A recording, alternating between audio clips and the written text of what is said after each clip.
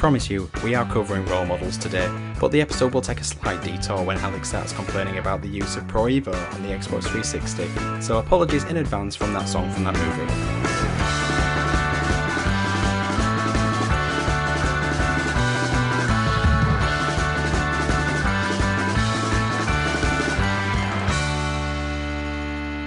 Shark Bait. Thank you for joining that song from that movie, the journey through the very best and worst of movie songs. I am your white, and therefore Ben Affleck host Dietrich, and today we're joined by a man who likes to rock and roll all night and part of every day, Alex. Just part of every day, yeah. Which is the night. It used to be the whole day, if I recall. Once. It's locked down for you. And you can't BS a BSer, Ben. Try me. You can't. Just ain't possible.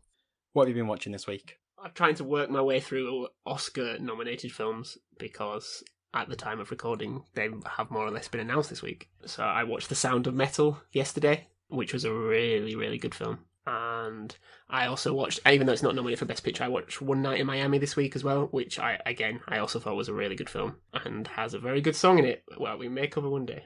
Possibly. Possibly, yes. By the legendary Leslie Odom Jr. of Hamilton fame.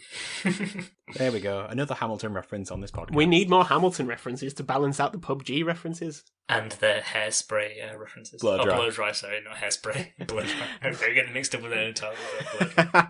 At least Hamilton has some form of relevance and reference to this podcast, as opposed to PUBG. And Blow Dry. And well, Blow Dry is a film. Yeah, Blow Dry is a film. And it came up organically last week. And PUBG has music, so... What have you been watching, Alex? Just British crime dramas. Unforgotten traces. Line of Duty starts on Sunday, so it's prepping. Who is H? Who is H? Well, that's a good question, dear. So today's episode is Love Take Me Down to the Streets by Wings. April Fools. Got him. Yeah, got you.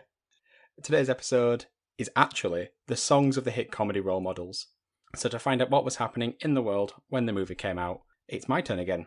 So I'm taking you back to November 2008, and it was turbulent times. Events included countries around the world entering recessions. Kristen Stewart and Robert Pattinson were promoting the release of their new movie Twilight. New Zealand had claimed the Rugby League World Cup, and Craig David released the first of presumably many greatest hits albums. What would Craig David call his greatest hits? 7 days. Oh, it should be something like that. Rewind is surely what it should be called. Oh yeah, it should be called Rewind, and then every single time he does a new one, it has an extra like at the beginning. Terribly, his greatest hits is called Greatest Hits, but it contains 3 new songs. What are you doing, Craig? That's not how it works. Maybe he's just really confident about them. Or was, because this is 13 years ago. Yeah. Where he was at the heights of his fame. The biggest news story of the month, however, was the landmark US presidential election, which saw Democrat Barack Obama beat Republican John McCain. Annoyingly, Ben has already spoken about this news when he did the Slumdog Millionaire episode. Curse you, Ben. All the news is actually just news that will happen in January 2009. You gotta dig deeper. Like, literally, my next piece of news is actually about January 2009. Hit me. In the UK, small rumblings grew to big worries in the business world as high street favourite Woolworths was about to collapse, but it didn't actually collapse until the very beginning of January 2009. Good month. Which, of course, we know it did. We need to decide who was at fault. I've got 3 possible candidates here. I want to hear what you think. So, was it the shop for its high prices? All I ever got from Woolworths was penny sweets, so I'm going to go no. Was it Woolworths' refusal to adapt to an increasing online market? Oh, okay. They did have a website, though, that you could order from. Is this going to be all of the above? Or was it Alex for continually stealing sweets from the pick and mix stand? I never did that. I'm not that kind of guy. It's fine. It's past the statute of limitation, Alex. You can tell the truth now. I mean, yeah, all of the above. Do we even miss Woolworths? Because I don't. No. I do miss the penny sweets. I know you can get them at other various locations. Well, it just doesn't feel the same. It was very pricey, wasn't it? Like, everywhere was full retail, rather than, like, most places where it's, like, £10 below full retail. Yeah, I remember going into Woolworths to buy a copy of Pokemon Pearl, I think it was, or maybe Heart Gold, and it was £50 when I could walk across the shopping centre to Game Station and get it for £35. Yep. Yeah. Yep. I think that game station killed that individual wolves. I used to buy many knock-off wrestling action figures from there. Like really, really cheap ones that were like a bit next to those finger skateboards. Do you remember them? Oh yeah. Oh, yeah. Those prime Woolworths. Yeah. Slightly cold Steve Austin. The other thing I really remember from Woolworths was like small cans of pop. Oh yeah, well that yeah. Yes. Yeah, jeez. They were like 15 you get like two pence. sips, from it, and still want more. You'll buy like 6 of them, which is more expensive than one can. You think you're getting more for your buck. I think Pound Stretcher also killed this thing. In fact, many things killed Woolworths. So at the cinema, you could see such movies as Disney's Bolt, streaming now on Disney Plus, sponsor us. Daniel Craig's second outing as 007 in Quantum of Solace, and a topic for a future episode of That Song from That Movie, High School Musical 3 Senior Year, brackets, streaming now on Disney Plus, sponsor us, close brackets. Respecting those brackets. Respect the brackets. I think that's become a catchphrase of this podcast. But more importantly, or most importantly maybe, November 2008 saw the release of Role Models.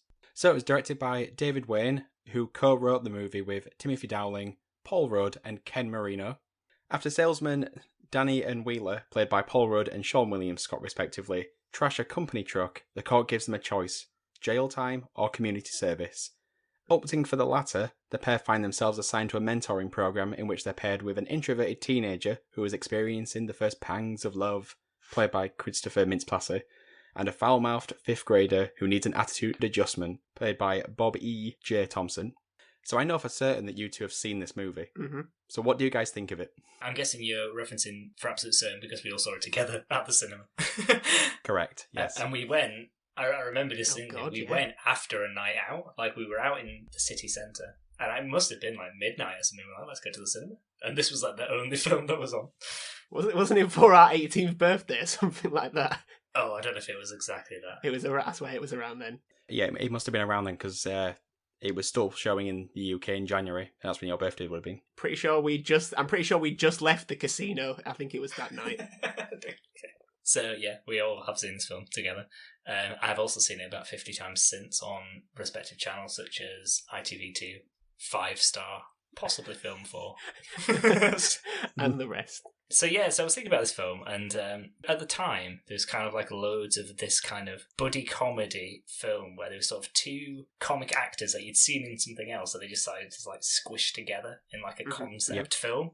But this one, unlike the rest of them, which were all generally naff, this one seems to get it like perfect. Everything seems to fall in line with this one. And it just, like, really works. I can't describe it. It's like, and you'd explain what the film is to somebody and they think, that's going to be terrible. That is going to be terrible. And then they watch it like, this is like, I'm just living for this film. I just love this film. I also love this film. It's lightning in a bottle. What about you, Ben? Yeah, a lot of the same. I do very much enjoy this. It is, I guess, of the classic emotionally stunted men learn, hey, maybe a little bit of emotions is okay, but not too much. But just a little bit is okay, and that's enough progression for a late noughties kind of comedy film. And we have Sean William Scott playing the quintessential emotions out for me kind of guy, playing Sean William Scott basically. What a range he's got! What a range! Yeah, he has had what I would call a career. Yeah, and I think I wouldn't go much further than that. There's a few people in this. I mean, Christopher Mintz-Plasse has very much had a career of playing McLovin, and he's gone. He's gone now. He was in the Bad Neighbours films, and I think he slightly pushed the boat out there. Oh, it's also Ken Jeong as well, isn't it? But I think this is the first thing that I saw him in, probably. But I didn't realise it was him until I saw him in. When was The Hangover out? Because that is in The Hangover, isn't he? I think that must have been just after this. But obviously he was also in like Community and stuff roughly around the same time. Yeah, it's 2009, so yeah, you're probably right. The critics agreed. It got generally positive reviews, with a score of 77% on Rotten Tomatoes, which is criminally low, in my opinion. It needs to be somewhere around the 90%. It's also surprising in some ways, though, isn't it? Because this is it with this film. Like, a lot of critics and stuff probably didn't even watch the film. It's that kind of thing where they're like, well, this is just probably going to be the middle of the road, 50%. Yeah, they just took their review from Knocked Up and just changed the names. Yeah. Exactly. What's it off that? How is this not a Judd Apatow film? Yeah, I was surprised as well. I'd have put my money on it. I often enjoy reading negative reviews of movies that I like. Well, or love in this case, because I like to make fun of these people for being wrong. So I picked one out, which is from a person called Megan Basham for the outlet called World. Ever heard of that? Nope. The World, yeah. Oh. Not the. I didn't say the. Oh, you didn't. Sorry, World. No, not like that. I'll give you their tagline, which is sound journalism grounded in facts and biblical truth. Oh, okay. Can see they might have had a few problems with this already. This quote was how it ended. The cringe-inducing moments will offend anyone who isn't an adolescent boy and will likely keep Paul Rudd from seeing the same box office success as Jack Black. Wow. Oops. You want to write to her? Paul Rudd was never seen in a successful movie at the box office ever again. Although saying that, making a reference to Endgame, and I realise that that's no longer the most successful film of all time. It's not, is it? Avatar's back on top. Starring Jack Black, so last laugh on him, I guess. What? That was a joke. I was about to say, I was genuinely racking my brains. I was- So I could have remembered that. Jake Sully. I should have pronounced Schnoulet. And then just a guitar solo. Avatar 2. School of Rock crossover. Writes itself. So Role Models was a low budget, $28 million, and made $100 million at the box office. Very good. Which is a fantastic return. Yes. Somehow I stumbled upon how much it got in DVD sales by the month ending June 2009, which was a further 40 million. Wow. Just under half of its box office budget, it got back again in DVD sales in less than a year. Those people couldn't predict the following year when it would be on TV every single Sunday afternoon. But what about if you want to watch it on a Saturday? Oh, good point. You'd have it on DVD, but you'd still watch it on TV. I still don't understand that phenomenon. Yeah. I have this on DVD. Weirdly, I bought it at a Haven caravan site. Nothing weird about that, dude. Haven sponsors. So before we move on to songs or anything else, there is one moment in this film we have to discuss. Alex has demanded this without even telling me. You can just sense it burning within my chest. So I'm not even going to describe it. I'm just going to pass the reins of the podcast over to Alex for 10 minutes. Off you go. Right, okay. So there's a scene in the middle of this film where the character that Wheeler's looking after, I've forgotten the character's name actually. Ronnie. He's at a party, he's been invited to a party by Wheeler for some unknown reason. I can't really remember. But he's playing Pro Evolution Soccer, I think 2000. It must be 2007 or 8, I guess, based on the film's time. It must be, yeah. I think it's on the Xbox 360 as well. Just going to put that as an additional note. Where one of the guys playing him, or Ronnie himself, scores a goal and celebrates, but it's a replay. It's a replay of a goal that had been previously scored on the game. And it's a fact that both me and Dee, separately, I believe, have picked up on. And it seems like such a trivial thing, but it really annoys me. I'm shocked how often this happens in films. It's the goal that they think they can get away with that, then. Yeah, I know that is the main thing. I expected that Ronnie and Extra in that scene should have been playing an actual game, and they should have kept recording it until somebody scored. If I was filming it, that's how I would have done it, for realism. What makes it worse is they're doing the classic like sitcom game controller holding where they're just mashing every button, yeah, and like moving regardless it around, of what's happening. Yeah, lifting it above their head. Turning left and right. Yeah. Oh. That is how my granddad used to play golf games on the PlayStation. It's because he'd seen Role Models. Probably. Ben had actually done the shot previously, and his granddad was just reacting to the replay. That's exactly it. It's the one dark moment in the film for me. It's the one that Sure. Ben, it is. It's a film of like. We'll leave it there. Leave it there. Up Leave it there. It's a film. It's a film. But it ruins the illusion. It ruins you it. realise this is not real life. This is a movie. I don't want to know it's a movie. I want to be immersed.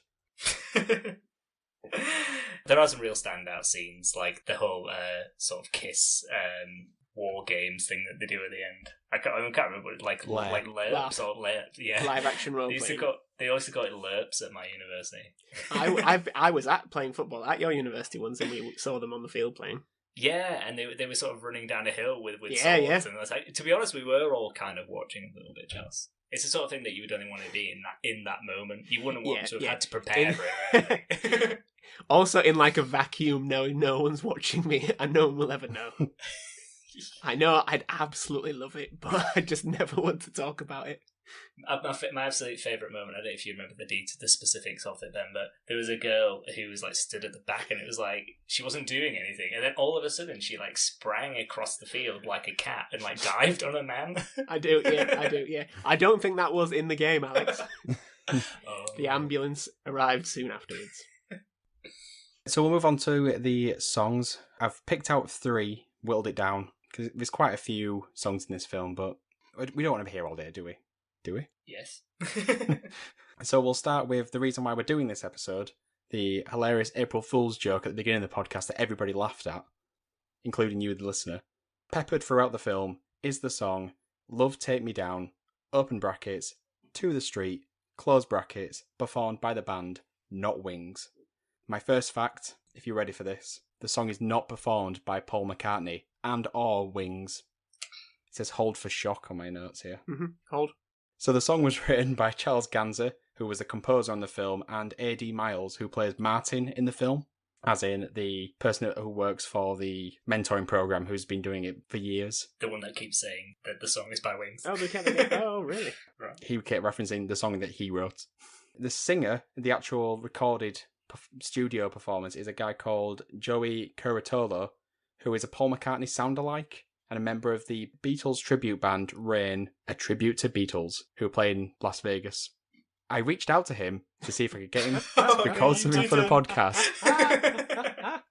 Unbelievably, no response. Oh, that is really sad. Unbelievably. Did you reach out to Paul McCartney as well? Yeah, he was much more willing. I didn't reach out to Paul McCartney, no. That's my bad. What about the other Wings members, such as... Go on. Go on then. Go on. Yeah. I don't even know if it was a real band. What do I know anymore?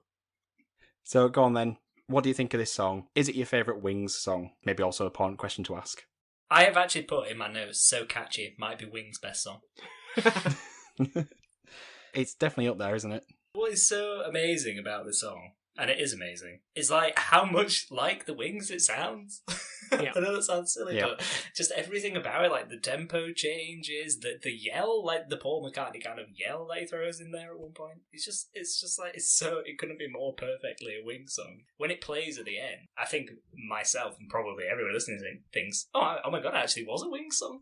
That's how I certainly ran to when I first heard it. I was like, oh god, there was a Wings song. That's weird. And then it's something when you look afterwards and it's like, no, it's a joke. Because it genuinely sounds like it is then. It really confused me. That really confused me. Even with Dee's understanding of what we were doing this episode, it still really confused me. Yeah, it's sort of the secret of this song and why it's so good is that it's not really it's more like a genre parody of Wings rather than like taking... I'm struggling to think of a Wings song. Live and Let Die, Band on the Run. Band on the Run's a good example. Yeah, Run's a good song. It's not like a lyric rewrite like Weird Al Yankovic. It's more just this sounds like any Wings song. Yeah, it has the feeling of Band on the Run actually. It's almost a homage to in a lot of ways. Like that's kind of what they've taken as inspiration. But like you say, it's not like they've not rewritten lyrics over the top. It would have probably been the easy way to go. They've actually just formed a song. But it's just the gag is just hilarious how it just peppers it through the film, like you said, and then it just appears at the end in the credits as if it was just a real song all along. It's so underrated as a joke. Best kind.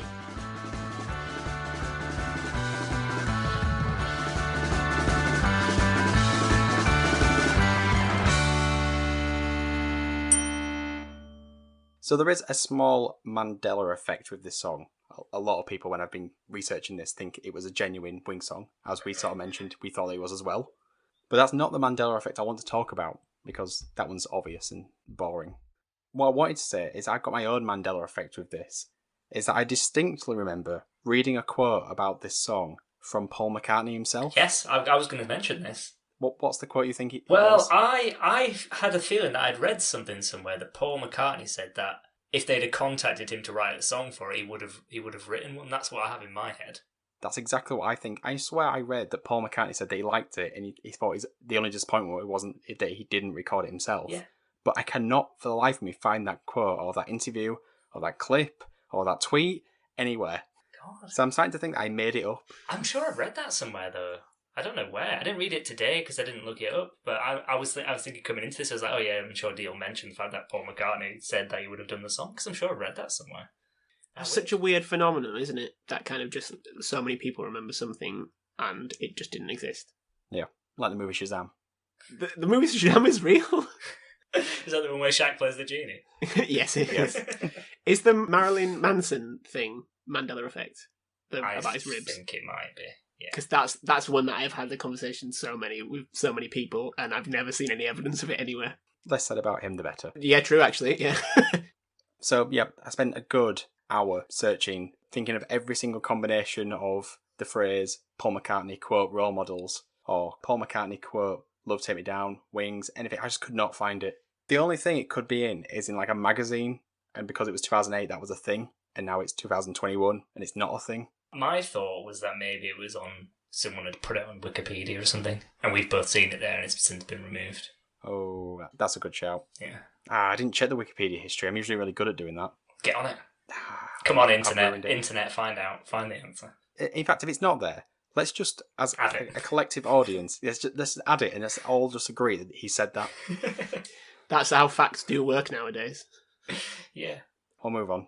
The song does appear multiple times in the movie, characters often citing it as their favourite Wings song, etc. But it also appears in another movie after this. What? Really? A movie called Wonderlust, which is by the same director, and it also has Paul Rudd in it, surprisingly, and Jennifer Aniston. They go to a commune, and it's the song that's being sang all together. I'll move on to the next song. So this song is sort of a proxy song we'll use for all the other Kiss songs in the movie. It is Love Gun by rock and roll legends Kiss. Kiss music plays a large part in this movie, appearing many times and giving inspiration for many scenes and eventually the conclusion of the movie, which we've already sort of referenced. So what do we think of the song Love Gun? Well, I think he's talking about his dick. Ah, right, okay. So I hear. Well, listening to it back, and it was like a lyric video, and you just looking at the lyrics, and you're like, it's like you've wrote it on the toilet. It's just so lazy. It's just very, very basic. I actually thought quite similar, actually, Ben, to her, because when I watched the scene first, where they discussed that he's singing about his dick, and I was like, oh, I'm going to read the lyrics because I'm sure they'll be quite funny. But they actually weren't. They were they were just so generic and like crap. It's like, oh, I don't actually have anything to say on it. Although that has now turned into me saying this, so there you go. It was worthwhile. Mm-hmm. Yeah, it basically just amounts to the gun is around his hip area. Yeah. Pull the trigger of my love gun. You know, no offense to Kiss, but are they just a presence? Like, I know I can name like maybe like 4 or 5 songs, but are they just famous because of the guys in face paint? I know they had a career like in the mid-80s where they didn't have face paint, but are they just the guys with face paint? I think essentially, like in fact, I've like heard and stuff stage about performances. Kiss. Well, yeah, because I've heard stuff about Kiss before, and the album that made them famous was actually like a live album because they became famous because of their stage shows and clearly their presence in the makeup. But I think they didn't become a big thing just on their music alone. And I think that's clear when you listen to the songs. Yeah, basically. But they're also like, they're a bit, not even quite anthemic, are they? But I mean, no, but they are stadium songs, aren't they? Yeah, that's a better term for it, a stadium song. In fact, I always think of their videos like even, is it Crazy World? Was it Crazy World? Was it? Crazy Nights. Crazy Nights, yeah. I mean, that's post-makeup, but it's just them on stage just like bouncing it out a bit like Living on a Prayer style. Maybe that's just what hair metal was. But yeah, I've also heard similar that it was just pyrotechnics, like floating drum sets, fireworks coming out of your guitar, and maybe other parts of your body, and a long tongue. Yeah, I'm the same. I sort of appreciate their legacy and how they look. Yep. But I'm not going to listen to a Kiss song, probably. No. What's the best Kiss song? I Was Made for Loving You. That's the disco one, right? Yeah. Yeah, the disco one, It's quite good, though. It's quite catchy. Yeah, rock and roll. I imagine most people would say Rock and Roll All Night. Although I do like Strutter, actually, was the one that is like, because it was on there. It was one of the, I think it was on Guitar Hero 2, maybe. Strutter! Crazy Nights, I don't mind it. So basically what you're saying, which Kiss song don't we like? One's Peter Chris, one's Peter Chris left. Well, it's funny you mentioned Peter Chris, because I think he's going to come back in a big way when we talk about the last song. Or it is from my perspective. So, yeah, I guess I better say some more stuff about Love Gun, seeing as none of us really care about Kiss, and this is a spoiler for any Bill and Ted 2 episode we do in the future. We don't care for Kiss. Love Gun gone on to be a Kiss staple, with band member Paul Stanley saying it's his personal favourite.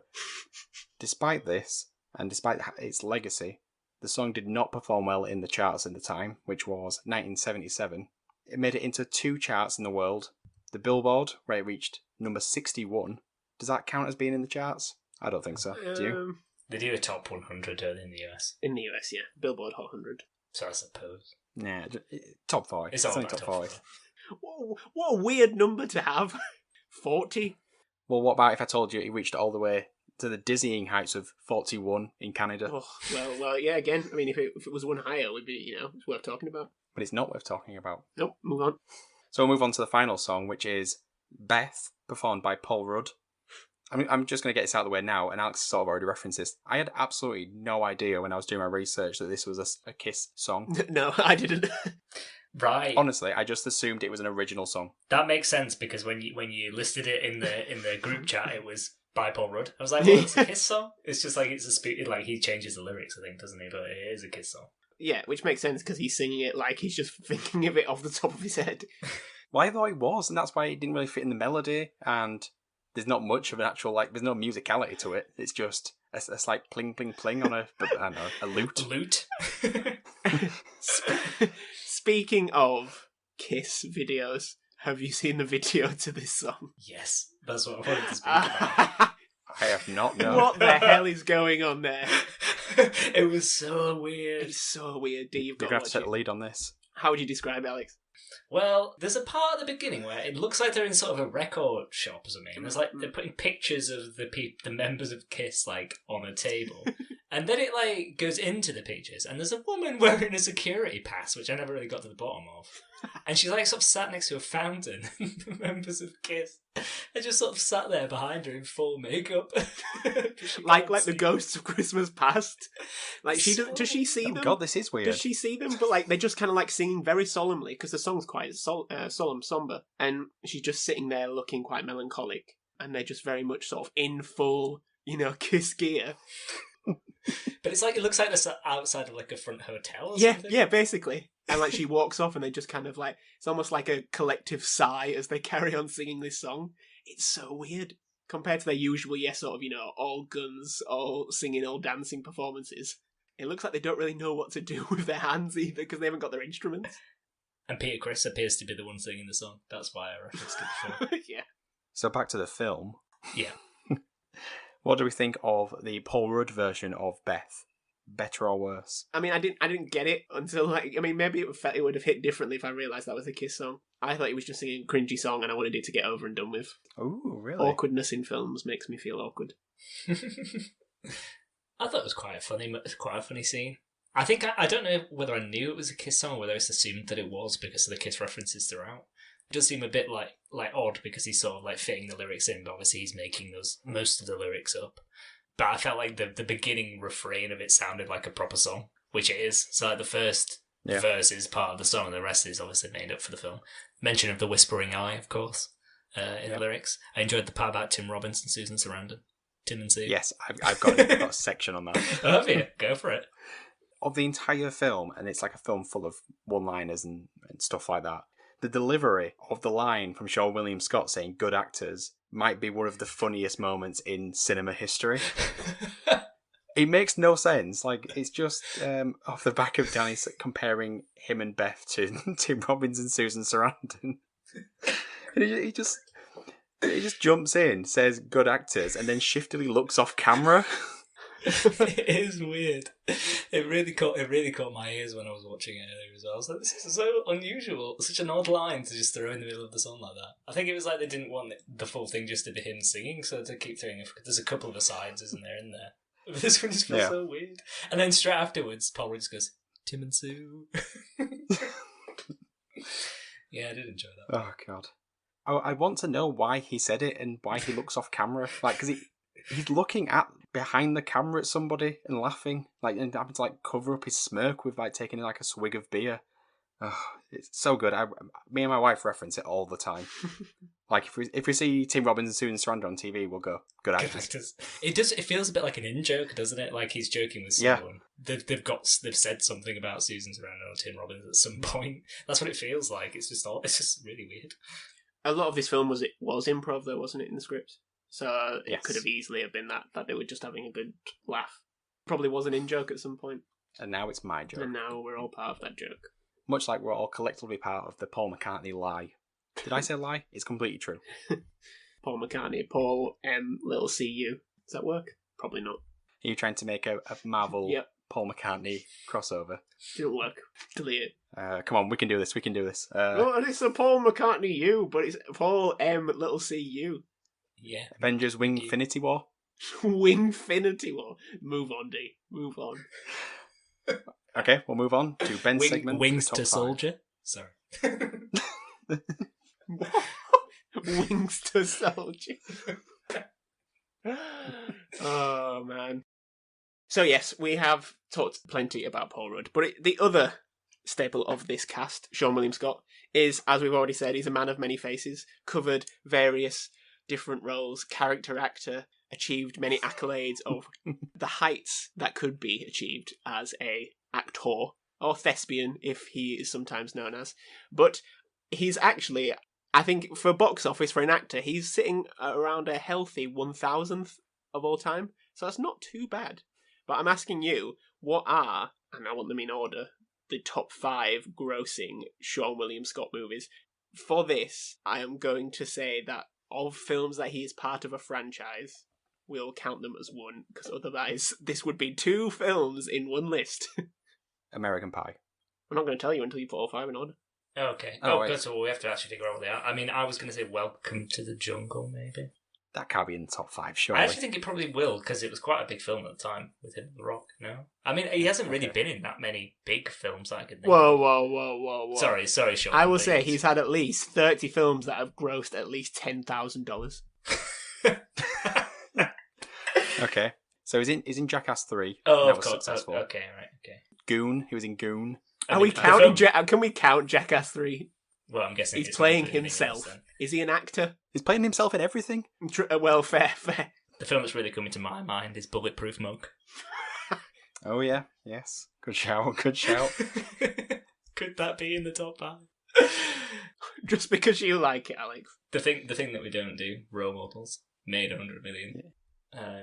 So American Pie is going to be number 1. I think we can agree on that. Has to be. I can't think if all the franchise ones are together. It has to be number 1. Yeah.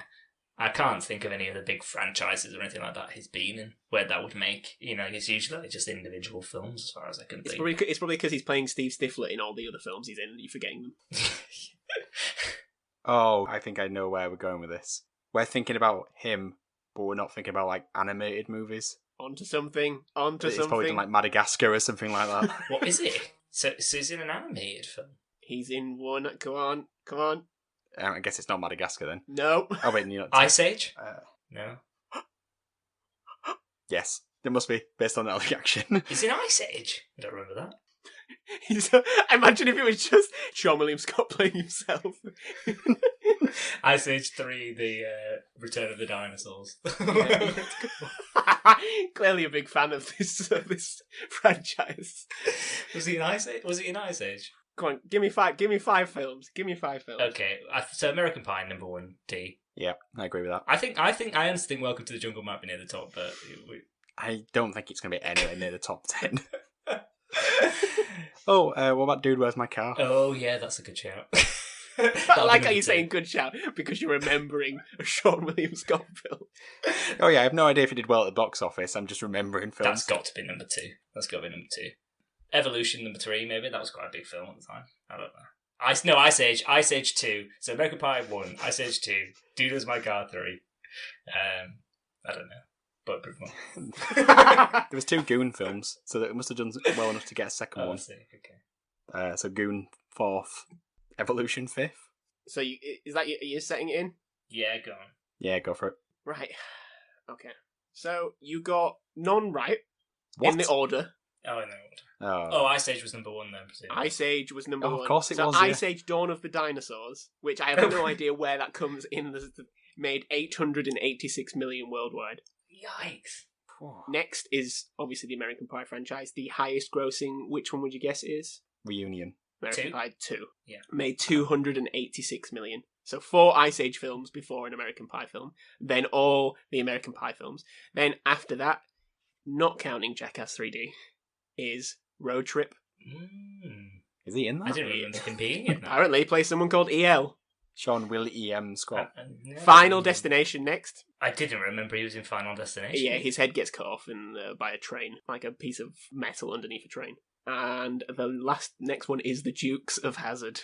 Oh, of course he was in the Dukes. We did really bad on that. Actually. A lot of the films next would have come up, which ones we were saying, but yeah. I'm surprised Dude, Where's My Car wasn't higher than Dukes of No, Hazzard. we're going way further down, and then we're going into films like Bulletproof Monkey's near the bottom, just slightly ahead of Goon. Where was Welcome to the Jungle? It's probably not got what's its American name? Rundown. The Rundown. Yeah, it's around the 10. Just after Old School, just ahead of Dude, Where's My Car? His lowest grossing film is a film called Just Before I Go, which grossed $10,000 worldwide. Yikes. That was the hardest top 5 I think we've ever had to do. Good. So we'll move on to the ultimate question, which is this week. What is the best song of the hit comedy role models? Ben, do you want to go first this week? What is the best song of those? Yeah, it's the Not Wings song.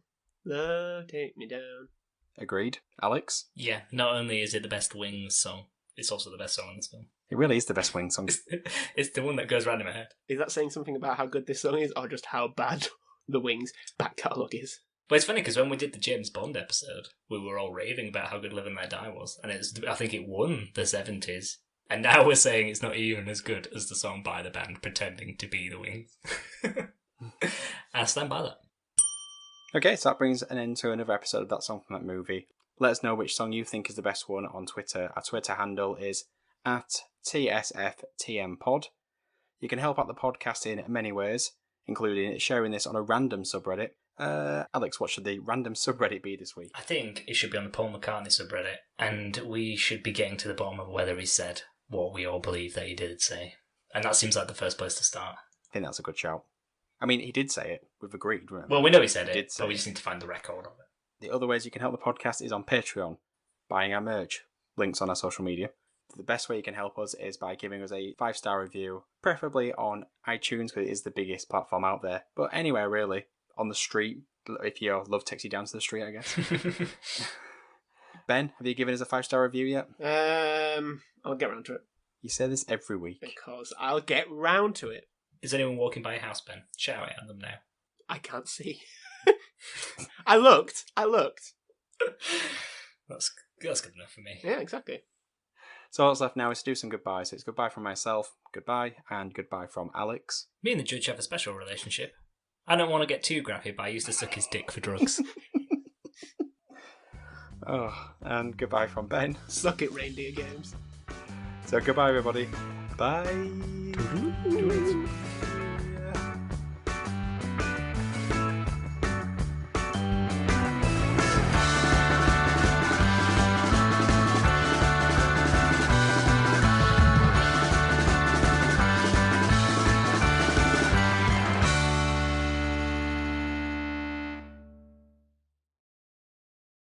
Love, take me down.